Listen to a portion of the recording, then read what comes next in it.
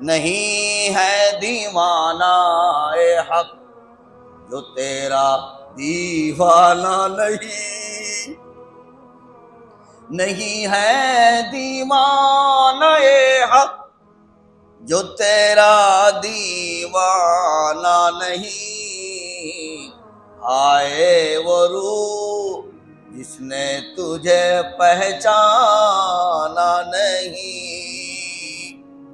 جو اللہ کو پہچان لیتا ہے اللہ پہ فدا ہو جاتا ہے، جو اللہ کو پہچان لیتا ہے وہ اللہ پہ فدا ہو جاتا ہے، جو رب کو پہچان لیتا ہے وہ اپنے رب پر فدا ہوئے بغیر کبھی نہیں رہتا ہے۔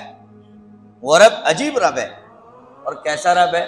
الحمدللہ رب العالمین۔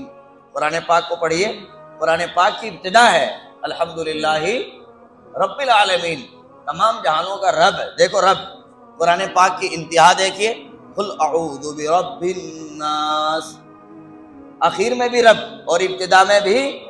بولو بھائی، دیکھ رہے ہیں نہیں آپ؟ الحمدللہ بولو بھائی رب العالمین، رب موجود ہے ابتدا میں۔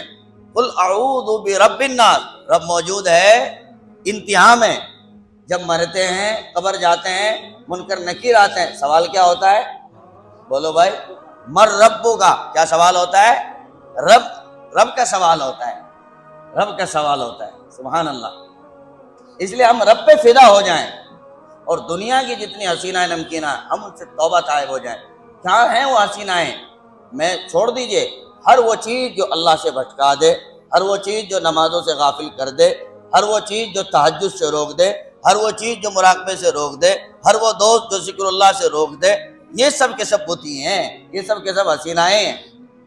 اس لیے ہمارے نوجوانوں کو آگے بڑھ کر ہمت کے ساتھ کہنا چاہیے کہ تمہارے حسن سے توبہ، اظہار سے توبہ، اقرار سے توبہ، مجھے میرے مالک سے پیار ہے، میں اپنے رب سے قدموں میں مرتا ہوں، ان پہ جانثار ہوتا ہوں۔